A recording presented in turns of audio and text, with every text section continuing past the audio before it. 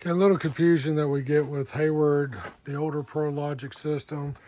Customer has a Hayward SP32950 VSP, variable speed pump, very good variable speed pump. And they have a Pro Logic, older Pro Logic control system. Well, the customer wants to know why in service mode they cannot turn their filter pump on. With this system, in service mode, you cannot communicate with that pump.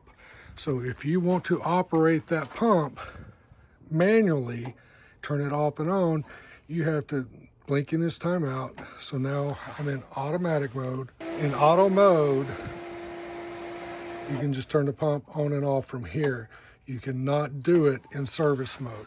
If you want to be able to do that, you can upgrade the Pro Logic. They have a nice upgrade to their new Omni system.